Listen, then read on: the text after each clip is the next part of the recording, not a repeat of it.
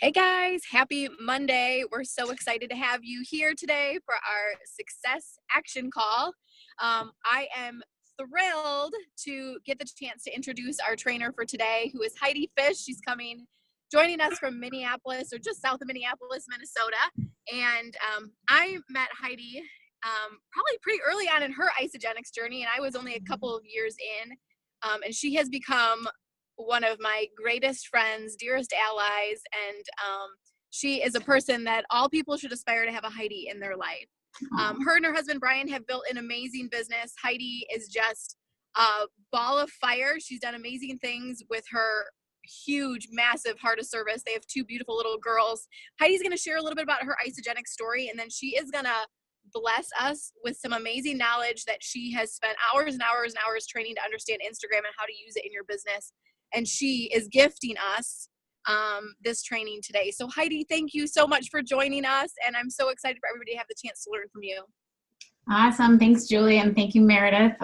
It's such an honor to be on this call. I've been tuning into these calls since you guys started them. So how fun to be sharing my story and some of the nuggets that I've learned over the years and definitely most recently. So I'll share a little bit about my story, and then I'll give you just a couple of my kind of success tips over the last few years, and then we'll dive into some Instagram training. If you are able to grab a notebook when we get to the Instagram training, that would help. Otherwise, Meredith is recording this, and this would be a great recording to go back and listen to and pause and actually do the work. Normally, I do an Instagram workshop that takes about 2 hours, and we're going to condense that whole thing into like 40 minutes or so. So there won't be as much work time as I normally give people. So just take some notes, and I will drop a link to the Instagram worksheet that I use.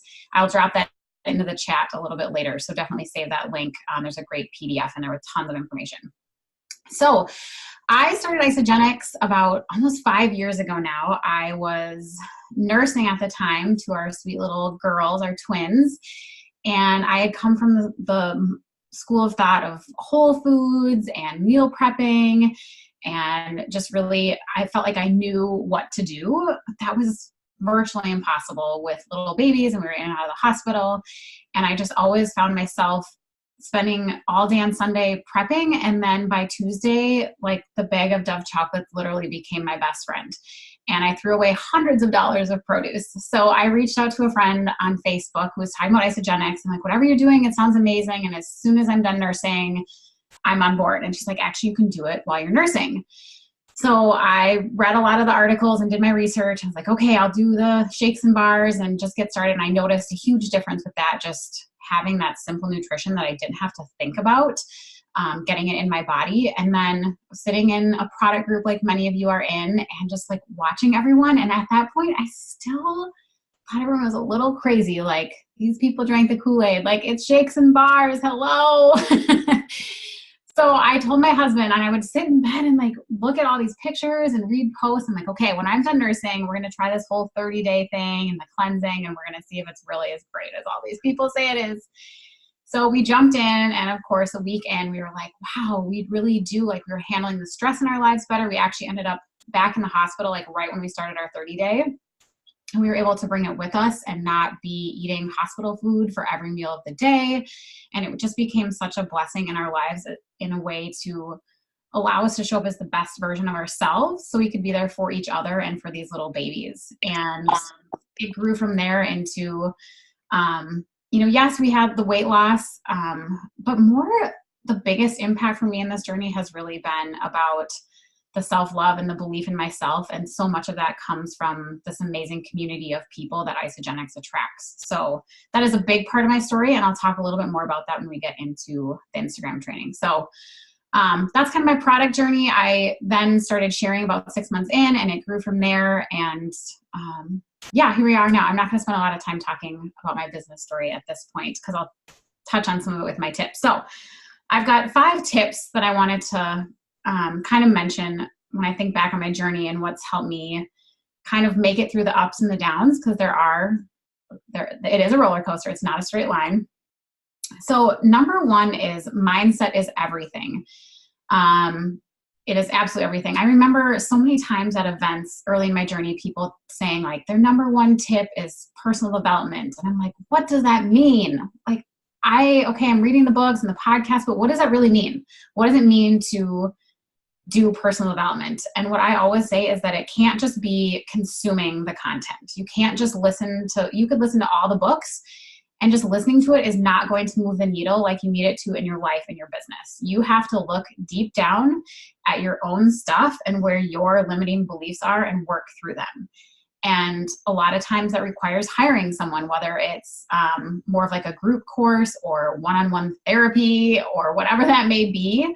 And it's really taking that time to dive into your own limiting self-beliefs. And it's a journey. It does not happen overnight. Like I had some really like ugly years in there when I realized like at my core how much I did not love myself. And that took a lot of work, and it still takes time.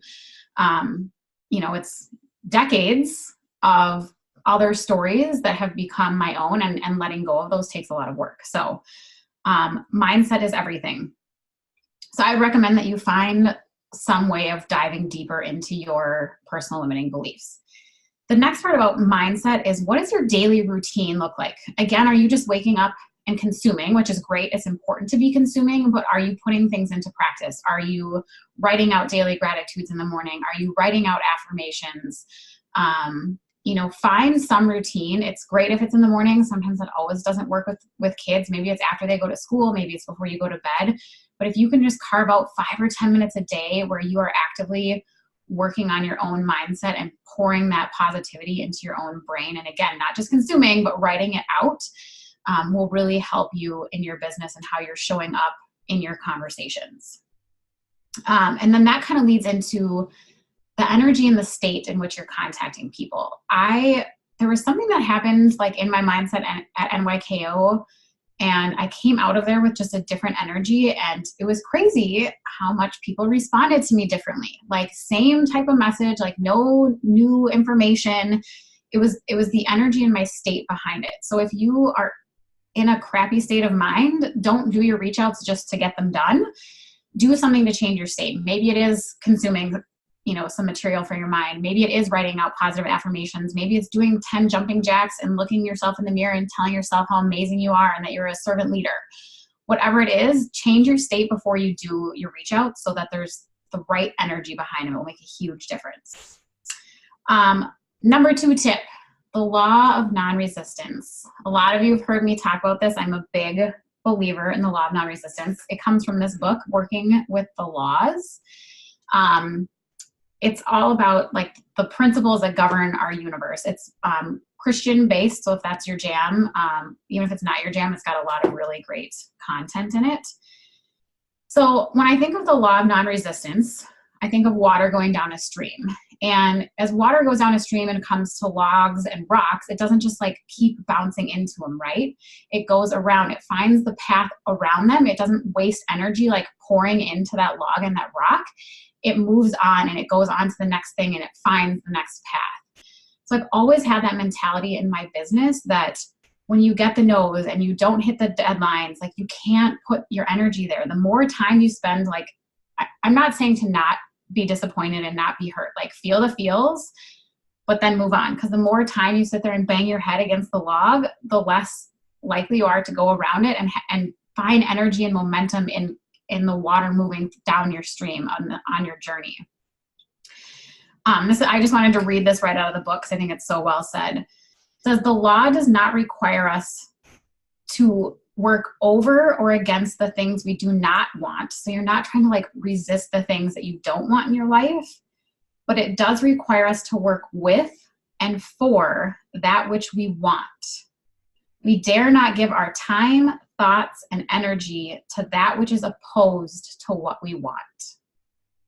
So I just like, that's always been like with whether you're running for the grand adventure or you're running for executive or what it may be, like just always keep in mind that the less energy you put into those boulders and those rocks, the more energy you can pour into the people in your life that are looking for it and need it. Number 3 is use the tools. I know everyone hears this all the time, but I got really good about using 3-way calls for our product users welcome calls and product coaching, but I wasn't using them really from the business side. Like after every big event, I'd come home and work on coaching our people, and it just never felt like it was moving the needle. And I'm like, okay, I have to do something different. So I decided to use the tools, use the three-way calls, and plug our product shares and our business builders into other people rather than just trying to do it myself. And it's amazing how much, like, again, it's that third-party validation. I'm hearing it from someone else and showing them that, oh, it's not just like, I don't have to be like Heidi and do everything like Heidi does. I can simply plug people in. So make sure you're using the three-way calls. Use ISA tools. I'm obsessed with sending every product user that I can possibly touch in my downline the ISA biome video. Like, I send it to everyone. You guys, people have been sharing that with their friends, and I've been getting referrals from product users. Like, they don't want anything to do with it, but they see, they know of people who have gut health issues. They see the value of the product and they're sharing it. So use the tools. Number 4 is to stay plugged in. Whether you're jumping on this call, your own team's calls, the Isagenix calls, whatever it is, it's your responsibility. You need to take responsibility for fueling your mind. It's so easy to go a week, 2 weeks, 3 weeks, and suddenly you've lost that energy and excitement. And there are so many great podcasts. Like I've really gotten into listening to the Isagenix ones lately. I love how they balance the product ones with the business ones, because it keeps both of those things. It gives me that fire in my belly, like Lindsay Hoffer's one and all the science behind the gut health. Like those are the things that are going to fuel you on the days when you're like, oh, I've gotten a lot of no's. Like, why am I doing this? Why am I sharing? So take responsibility for staying plugged in. And my number 5 tip is to be adaptable, which those of you who have done the Strengths Finder, adaptability is like number 34 for me. It is absolutely on the bottom, but it is required in business. It's required in network marketing. It's required in life to be adaptable. So it may not be comfortable, but as we're taught, it is important to be uncomfortable. For a long time, I built a very successful business on Facebook. And the last 2 years, I have not been gaining momentum there. And I knew that Instagram was the way I needed to go, but I resisted it for a long, long time. I didn't want to learn a new platform. Doing stories felt like it was going to take over my life. I just did not want to make that change. And so finally this past fall, and that's why I'm so passionate about doing this Instagram training. It's not because I am an expert and I know it all and I have 300,000 followers. I don't even have 1,000 followers at this point, but I've spent a lot of time in the last 3 to 4 months, really learning it and taking courses and studying and starting to put those things into practice. And I am seeing it grow a whole new network for me. My followers are increasing at a more rapid pace. There's just a lot of knowledge to be learned there. So be open to trying new things in your business. If you've never done in-person parties, maybe it's time to adapt and try that. So with that, we're going to go into the Instagram training.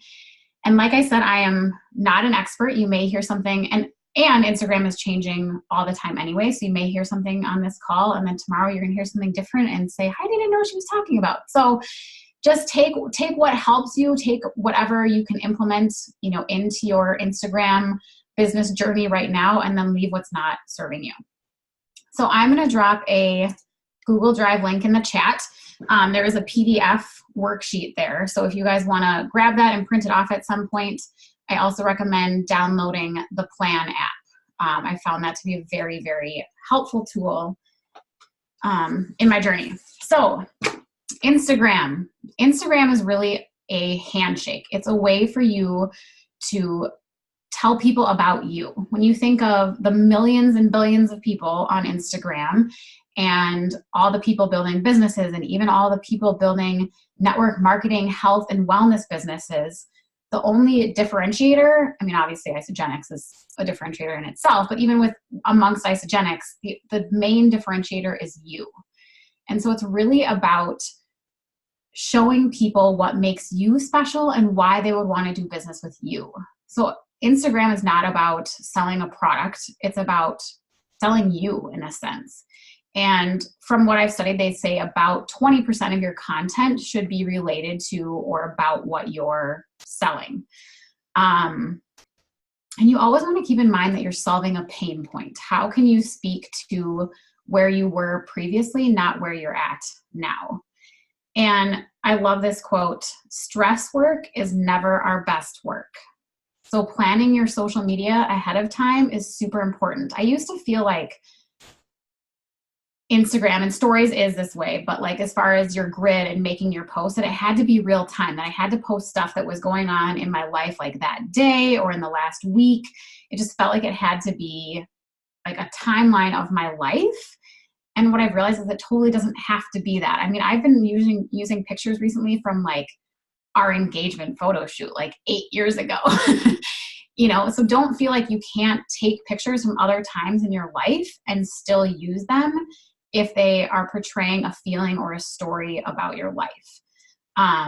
It's really about having a visual picture with your grid that draws people in, and then using your Insta stories to show them more of that everyday life. The other thing with all of this is start simple, get fancy later. So you're not going to be able to, don't get into the hamster wheel of like planning everything so much and making sure that it's perfect that you're not doing anything. Set a goal. Like if you aren't normally posting, try to make 3 Instagram posts this week. I'll be very transparent that the last week or two with running for Crystal Manager and then the promos this past week, I have been far less consistent on my posts compared to where I want to be. So that's my goal this week, back to, I want to do once a day. And the biggest thing with Instagram and building your following and building a network is engagement.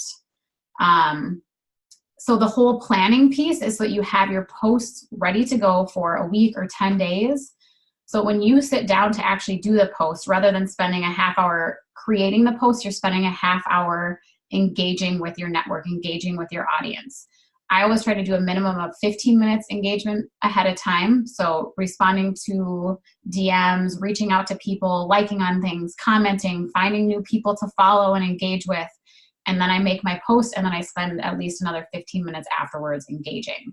The Instagram algorithm really rewards that socialization. It wants you to be active. So the whole thinking of these are the best times, and you may find that there still are best times, but the most important thing is you post at a time that you can do the engagement. So if that's at 9 in the morning or noon or 7 o'clock, the best time to post is the time that you can put in some effort to engaging with your network and your audience. All right, so how do you go about creating your Instagram brand? So step number 1 is really honing in on who your ideal client is. And I've always heard people talk about avatars and who you're trying to attract. And I always had an idea, I had my general niche group of people, but I want you to get super, super specific. I want you to write down who that avatar is, absolutely everything about them. If you have pulled up the PDF, there's questions in there where do they live? Are they in a small town or a booming city? Are they single, dating, married? Do they have kids? What kind of job do they have? What kind of lifestyle are they living? What do they like? Where do they shop? What are they spending money on? What are their fears? What keeps them up at night? How can you solve their problems? And I also challenge you to give your avatar a name. And when I finally sat down and did this and wrote mine out, it was amazing how much it shifted my post, because then you have such a passion behind your message speaking to that person versus this super vague net of just talking to, this mass group of people and just hoping that someone's going to be attracted to your message. If you have a very strong message towards one person, you're going to have this peripheral effect that you're going to attract more people outside of that, but your message is just going to have, like Meredith said, so much more clarity around it. So just to give you guys an example, I'm gonna read to you my ideal client. I'm gonna tell you all about her. And I would challenge you to kind of upgrade your avatar. If it feels a lot like you and it feels safe, try to stretch yourself to think of who would that up-level person look like for you. And I'm still kind of working on that. She still feels a little safe to me, but even just taking the time to write this out has really helped my message, because every time I make a post, I'm like, her name is Jordan. And I will tell you a crazy story. I wrote this, you guys, and then I ordered a necklace from a woman, a local woman, the same day that I wrote this, and I found out later that her name is Jordan. Isn't that crazy? So anyway, all right, so here is my avatar. Jordan is a 28-year-old woman. She was athletic in high school, got a college degree, and met the man of her dreams. She has been working the corporate ladder for the last 5 years or so and has been very successful. But now she has a new baby. She dreads leaving her baby to go to work. She misses working out. She has this pull that there's more to life than this. She misses her friends and having fun. She's looking. She's hungry. She's ready to work hard for a life that she designs. She's an influential boss babe leader that is capable of creating big things in this world. She loves awesome workout gear, good food, and laughing with friends over a glass of wine. So you see how specific that is versus like, I want a mom that climbed the corporate ladder. Like that's still so generic. Like this woman to me is like so real. Like I feel her when I'm writing my posts. Okay, so this would be one of those times where if you're watching the recording or you want to go back, like pause it and take the time to actually write this stuff out. All right, so step number 2, now that you know who you're trying to speak to, who you're trying to reach, what do you post? What is the big picture of your brand? So again, going back to what I was saying at the beginning, your brand is the stories that make you different. It's what are your personal stories that people are going to resonate with? And one time when I led this workshop, someone said, I don't know, I feel like my stories are so like dark and sad, and her stories were so powerful. There was one about a really challenging relationship with her mother and how she's had to like love her mother from afar, but work on becoming her own person. And then another one was a really big loss in her life and how to, shift her mindset from a place of grief into, living this new life without that person.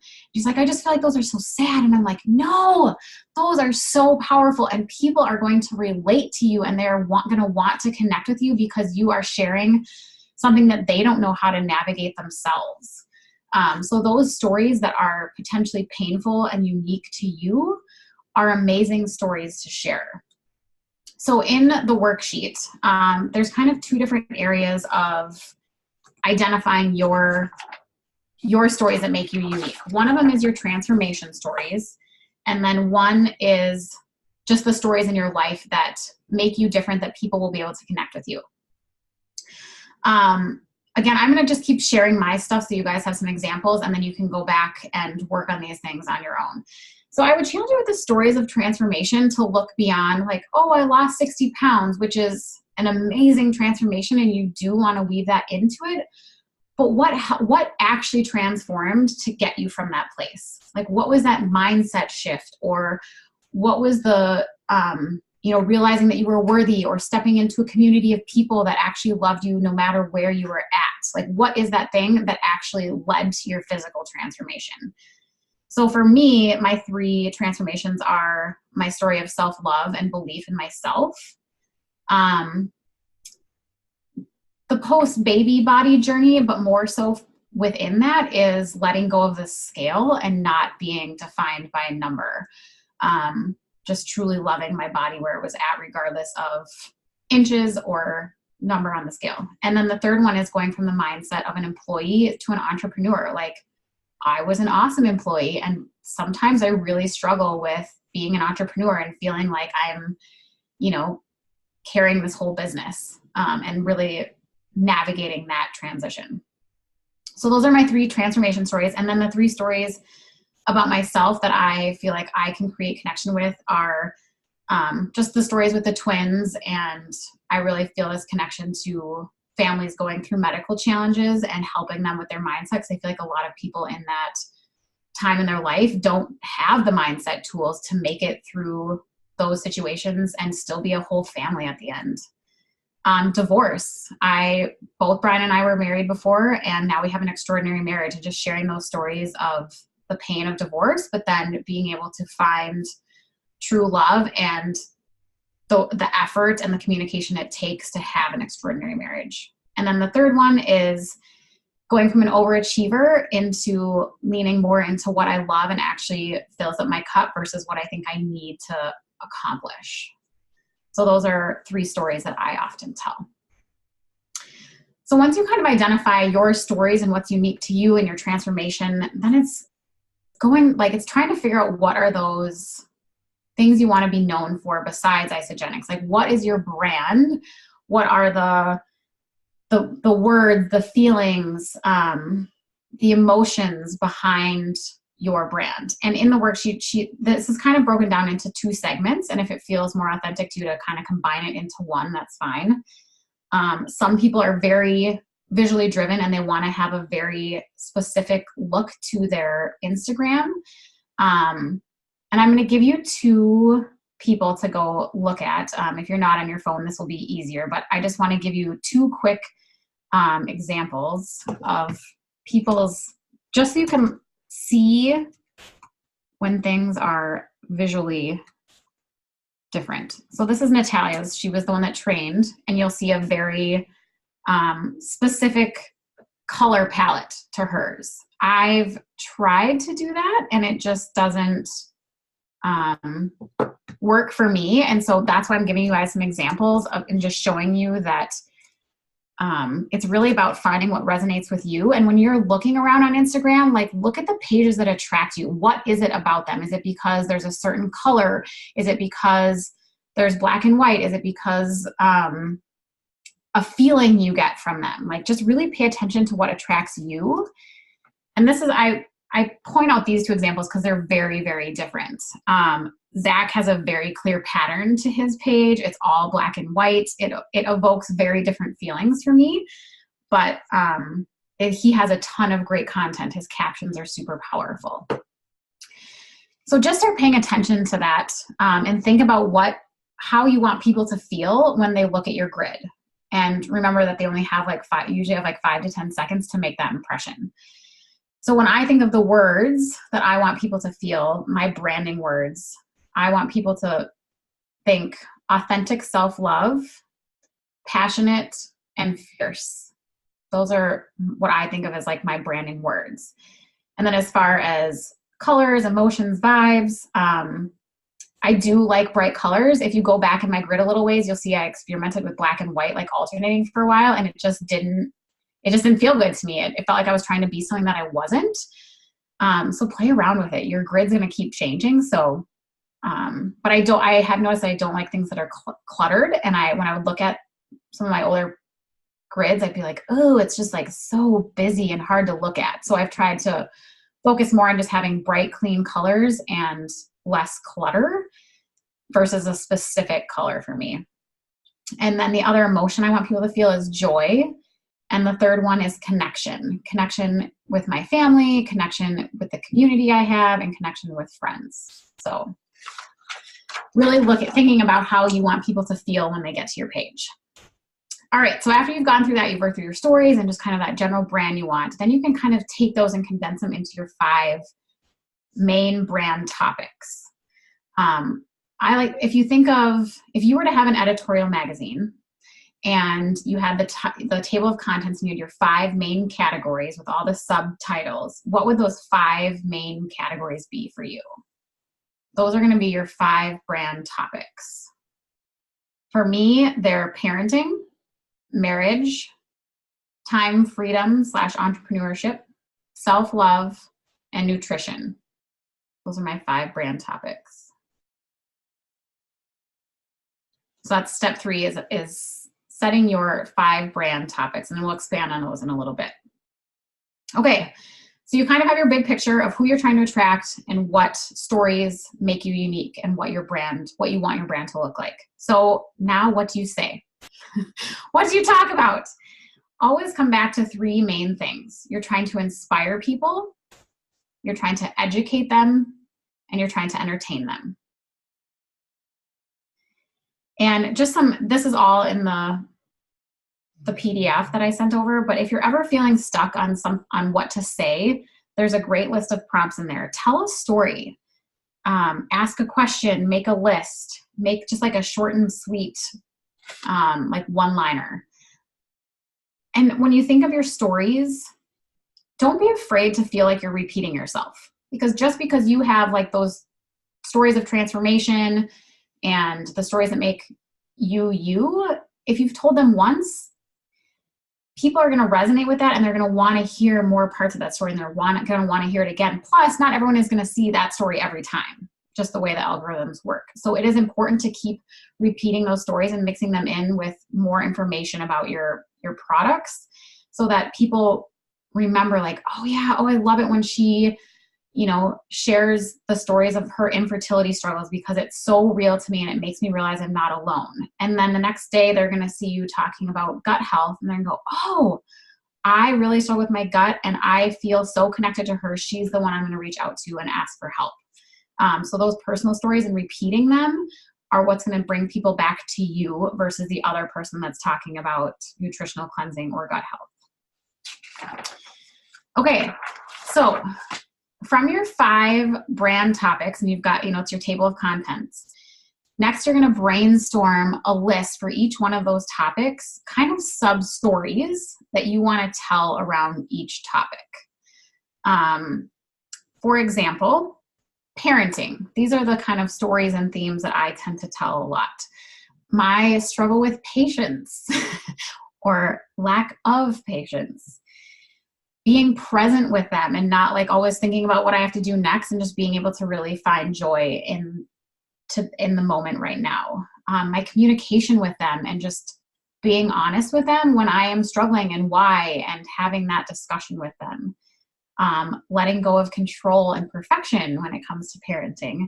And of course, just funny things that kids say and do. So I'm always telling those stories. So when you think of these 5 topics and you take time to brainstorm 3, 5, 7 stories that you want to tell, you're giving yourself a catalog of 20, 25 stories that you can just keep rotating through and telling your story.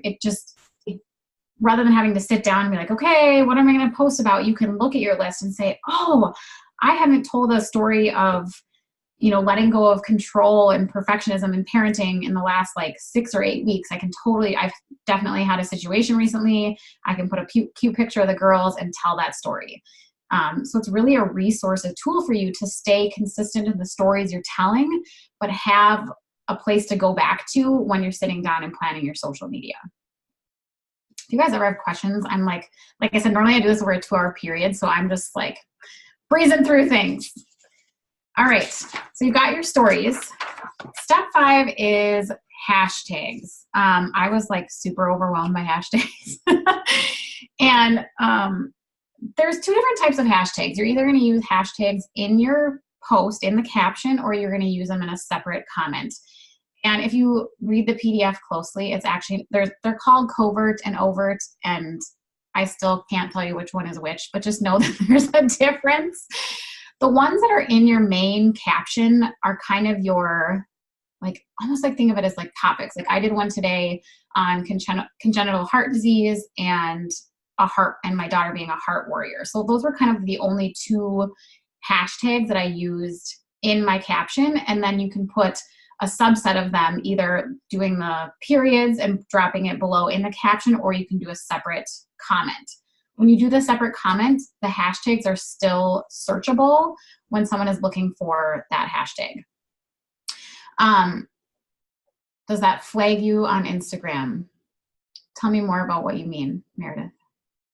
Like, does it make you, because some of the hashtags are flagged if they're overused and they make you go to the bottom of the feed. So I just didn't know if that. Yeah. Yep. So we're going to talk about that. So there's some resources in there, and I like played around with them for a while, but honestly, the best resource I found with hashtags is using the Plan app. It's amazing. If you've never used Plan, I'm going to try to show this to you really quick. In the bottom right-hand corner, there's this little hashtag icon right there. And when you click on it, you can create your own like sub lists of hashtags. So I have like immunity, parenting, gut health, self-love, cleansing, food, entrepreneur. And so anytime I'm kind of creating, and I didn't sit down and do this because it was one of those things where I didn't want to spend time doing this. I've just continued to build a library as I've gone on. But when you go into those and you create a new topic, you can start like, the example I love using is I used to do twins or identical twins. And those are super popular hashtags. I've heard different people say you either want to be below 250,000 versus 50,000. So when you're in there, if you guys are in there, feel free to like go putz with this. But if you were to put in identical twins, actually I'll just do this really quick so I can give you the exact numbers. If I put in twins, it's been used 21 million times. So like Meredith said, the chances of someone seeing my post if they search twins is very unlikely. Think of the whole analogy of you want to be a big fish in a small pond versus a small fish in a big pond. I probably said that wrong, but you know what I mean?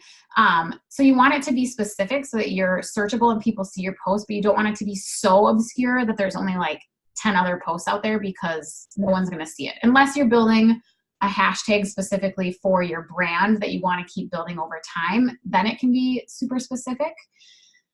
Okay, so twins was 21 million. If I do identical twins, that's 600,000, so it's getting better. But if I do identical twin girls, it's 25,000. So that's what I do when I'm making these catalogs. I'm like, okay, my initial idea is to do nutritional cleansing. Well, if that's too popular or not popular enough, I just use this app to find hashtags that are going to be right in that sweet spot of people finding me, but it not being lost in 20 million posts. So I find that super helpful. And then you can just copy like your topic and post it in the comments of your post. One like quick side note tip is do not edit your Instagram post. It will totally kill your algorithm. I did not know that. And I would always like edit it and try to figure out some of the formatting and change the hashtags. And yeah, do not, try your best to not edit your Instagram post. All right. Yeah, some people have said below 250,000 and other people have said below 50,000. So I would say you can still go under 50,000, but I would think you want to have at least, I don't know, like 3,000 to 4,000. And that's not a number I've specifically learned somewhere, but I think trying to stay under 50,000 is better, but sometimes there's just a hashtag that I really like that's 250,000, so I use it anyway. The other hashtag trick is to use local like geo hashtags, things that are going to tag you locally, so you can try to build a local network. And then also paying attention to more trending ones like polar vortex recently. You know, if people were sitting at home and they wanted to see what other people that were stuck in the polar vortex were doing, like using those trending hashtags, those kind of hot topic hashtags, so that people are finding you right now with things that are relevant. Hashtags can be like one of those wormholes that you could spend forever analyzing and learning. But just know using some is better than none. And they do say that the sweet spot is kind of between like 7 and 15.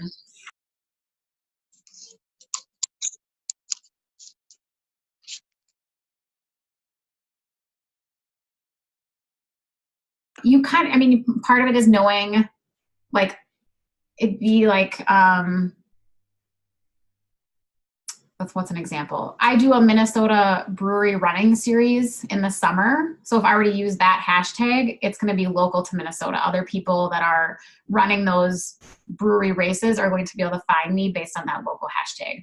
Or if there's some type of, you know, like summer fest going on, like using, you know, a local hashtag that of an event. You can also try searching things like if there's a restaurant that you want to go to, see if there's a hashtag that people have been using for that restaurant. Yeah, and then also using the geo tag to like say that you're in whatever city you're currently in also helps people find you. All right, hashtags. Okay, number 6 is building your photo library. A really big helpful thing for me with building Instagram has been doing batch work and creating folders in my phone of my 5 brand topics. So if you can set aside, you know, even I've gotten in the habit, like in my morning routine, I literally set a timer for 10 minutes and I go through my photos from the last few days and I see if there are any pictures that fit into the look and feel I'm going for. I used to just kind of like, oh, this is a great picture of the girls, and there'd be all this clutter in the background. And now I've gotten more tuned into, okay, I really like this picture of the girls, but it's just not going to work for my Instagram grid. Like maybe it's something that I can throw on my story, but it does not fit into the look and feel I want for my grid. But I'll go through and start dropping photos into each one of those photo albums on my phone. I literally create sub photo albums on my iPhone. And when we do the workshop, I have people like actually take time and do this and create the folders and drop like 4 to 5 pictures in there. So that way, whenever you're going to, again, it's like having that catalog ready so that it's not stress work. Like, okay, I know I need to post a picture of parenting, or I need to post a picture of a product. Like, what am I going to use? You have that catalog built. And when you go to do this and you're building it on your phone, you'll realize like, oh, I don't have any Isogenics product photos. So that's when doing batch work is super helpful. If you've heard of the term lay flat photos, getting a big white tag board. Like if you always see, people that are really good at Instagram and everything looks white, you're like, man, do they like live in a white house? No, they don't. They use white tag board most of the time. So just I literally did this one day. I grabbed all of my favorite products that I wanted to talk about. Like I really wanted to talk about gut health. I wanted to talk about the coffee, immune products. Like what are those things that people really are looking for solutions in their life right now in the winter? And I took like 2, 3, 4 dozen pictures, and I, put something else in there. Don't have it just be the product. Like put a plant in there, or put, I don't know if you're Meredith and you live in San Diego, put your sunglasses in there. Like people would be like, why does she have her sunglasses out right now? There's a ton of snow. But just taking the time, and it literally took me like 15 minutes to take all those photos. And now I have this awesome catalog of all these pictures that I can use. Do that with yourself too. Like if you're getting dressed up to go out on date night, be like, hey honey, can we spend an extra like 5 or 10 minutes and stop, down the street, there's this great brick wall, and can you take a bunch of pictures of me? Get very intentional with taking extra photos when you look really good, or the kids are actually like dressed up and have their hair brushed, like whatever it is, get super intentional about taking batch photos. Doing that batch work will make your life so much easier in the future. And I do think it's helpful to invest in a professional photo shoot, and that can be a wide budget. To give you an example, we did some pictures a couple of years ago at Celebration with someone that Kelly Dickerhoof recommended, and it was quite expensive, and we got 20 photos out of it. I think by the time I paid for hair and makeup, and the individual photos, we were probably pushing $1,000 for that photo shoot. But just this past, like 2 weeks ago, we did a photo shoot. We had to pay $100 for the studio space, which was amazing, because obviously we're not shooting pictures outside in the middle of winter. And it was $250 for the photographer, and it was like unlimited pictures. We just got the album last night, and there's like 260 photos in there. I'm like, I almost have a picture for every day of the year. So now that was a $350 investment, and think of it as like your marketing budget. Like I can use those pictures for years to come. So I do recommend investing in that. And again, like it can be a friend that's just getting their photography business off the ground, and they're willing to do a mini shoot for you for $50 or $100. Like it doesn't need to be $1,000, but it is worth taking the time to get pictures taken of yourself. Which leads me to the point of having pictures of you in there. At the beginning of this worksheet, there's a spot for you to write down your current followers, the average number of likes, and the average number of comments on your last like 10 posts. And every time I take the time to go back and do that, it's striking to me how the pictures of myself and my face do so much better than any other picture I post. People want to see you. Like if someone's looking at your Instagram and you walk into a coffee shop and they've never met you before, they should know who you are just by seeing your Instagram and then seeing you walk in the door. People want to know you. They don't want to see like obscure pictures of your living room all the time, and it can feel really uncomfortable to do that. But notice when you're looking, like we did an exercise on our team where we shared our grids, and every time I looked at someone's grid, the like bright up close pictures of them, usually like in portrait mode, even if it was not a professional pictures, the ones where you could really like feel their essence and their soul in the picture, those are the ones that you're immediately attracted to with your eye. So don't be afraid to put yourself out there and have pictures of you. I would say every 3 to 5 pictures at least should be a picture of you. All right, and then editing photos. Jenna Kutcher recommended an app called Afterlight, and it is $2.99. I did pay for it. You can just do it in iPhones. I do find that Afterlight is even better. It looks like Meredith uses Lightroom, but definitely take time. It does not need to be complicated or hard.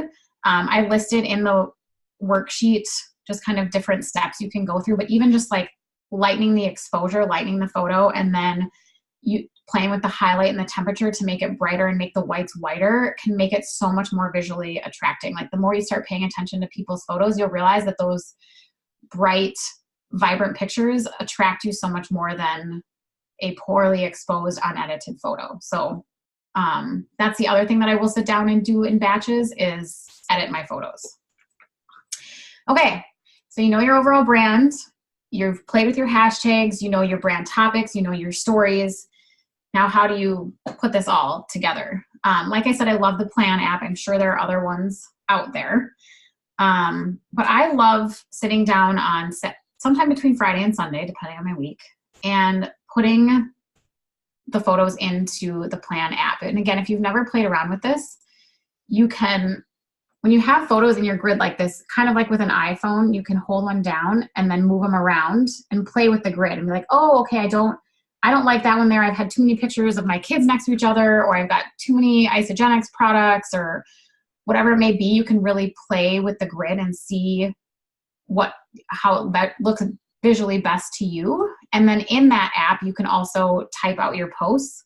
I don't pay for an upgraded version, so it's possible that it will post them for you if you pay for an upgraded version. I just set a timer like, okay, I know I'm going to do my post today at 3 o'clock, and my phone pings like, okay, time to sit down and engage with Instagram and make your post. So again, like I said at the beginning, the best time to post is when you can engage. And I do recommend like just really taking time to plan things ahead of time. It's very easy to have your message get lost in the stress of doing the post and doing the picture and, you know, all of those things. If you can at least just get a couple of days ahead, ideally being 7 to 10 is awesome. But even if you're 2 to 3, or even if you can't get that far ahead, if you can write your post at 8 in the morning and let it sit until you actually have time to engage at 3 o'clock, letting it sit there and revisiting it from the perspective of who you're trying to attract is going to have so much more impact than if you're just throwing stuff on social media. The last 2 quick things are just take a look at your profile, reviewing it. I realized when I went back and looked at mine that I hadn't updated it since I first created my Instagram profile. There's some tips in there. Make sure that your name is in there. You can get creative with your handle if you want, but make sure that the title field is actually your name. If you have like a creative title for your name and your handle, it's gonna be really hard to find you. So definitely use your name. Put your location in there. That also makes it easier for people to find you. Have some way for people to reach you in your profile, whether it's a website or an email. Have some way for them to reach out to you and take it off of Instagram. This is just a small tip, and maybe everyone knows this, and I was the last person using Instagram to know this, but I used to get so frustrated with how to make hard return paragraphs on Instagram. Like everyone's looks so nice, and I'm like, and I would have it all typed up like on my computer, and then I would post it to Instagram, and it would just be this big jumbled mess, and I'm like, what are they doing? So the trick to that, if you're struggling with that, is that you cannot have spaces. For our natural tendency, right, from the way we learn how to type, is to put spaces after every sentence. So if you put a space and then you try to do a hard return, it like shoots it back up to that line because it doesn't like spaces for whatever reason. So put your cursor right after the period, hit enter. And then if you're starting your next line, that's fine. Or if you want to put a period, then hit another enter and then do your next line. So you just can't have spaces where you want to have hard returns, or if you're putting emojis in the middle. I don't know if that makes sense to everyone, but when I learned that, it like blew my mind because I was so frustrated. And then lastly is Insta stories. This was also a really big hurdle for me. Oh yeah, if you have a video for that, Meredith, that would be awesome. Insta stories. I struggled with this for a long time too, but if you just like get over the fear of it and that it's going to take up your whole life, it doesn't. It's actually really fun. And I've put some really stupid, silly things on there. And those are the times that people interact with you the most because they see you. And your grid is, it's that visual brand that attracts people in. And then your Insta stories are what shows them you, and that you're a real person and you can talk about your passion about the products. You can show them funny clips of your kids. You can show them the vacations you're on. You can ask them questions, use the polls, use the question function, like really use that. I did a cleanse day kind of walk through once, and then I had a poll, not a poll. Yeah, a poll at the end. I love cleansing, or I've never tried it, but I'm ready. And I've enrolled 2 people just from that survey, that poll, because they basically raised their hand and I just went and looked and reached out to them. And they're like, yeah, I want to try it. So definitely use those features in the Insta story. And again, with Insta stories, just like your grid, start simple. Like just challenge yourself to put one thing on there a day. And you'll find that if you just set the goal of putting one thing a day, you'll eventually start working up and doing more all the time. So we could do a whole nother training just on Insta stories, but just my little nuggets on that. So I hope this was helpful for you guys. I know it was a ton of information. I hope the worksheet is helpful and that you guys take the time to actually sit down and do this, because I learned all of this and then I forced myself to sit down and actually write it out. And it's made a huge difference in just my comfort level with Instagram, but also feeling like I am attracting a whole new network, and it's very intentional versus just throwing spaghetti on the wall and hoping it sticks. So that's all I got. Heidi, amazing, girl. Seriously, I took, I think, 3 pages of notes just myself. So that's, I cannot imagine anybody could watch this and not get tons and tons and tons of value out of this. So thank you so much for carving out time in your busy day to spend some time with us, sharing your 5 tips at the beginning, and then just really helping us dive into Instagram and what it looks like. And Heidi knows this about me too. I'm super low in adaptability. I kind of resist change myself. And I think that was I was so glad you shared that, because I think it is important to know that as we see trends evolve, we have to evolve. And that's what business owners do. And you're taking ownership of your business, and you have really dived in to try to understand Instagram and how it works. And the fact that you're always paying it forward is just who you are, and part of the reason we all know and love you. So thank you so much, you guys. Thanks for hopping on, and to everybody in the recording, thanks for watching. If you saw this in the recording, go find Heidi Fish on Instagram and send her a DM about what you got out of value out of this call today. And we will see you guys next Monday. Take care.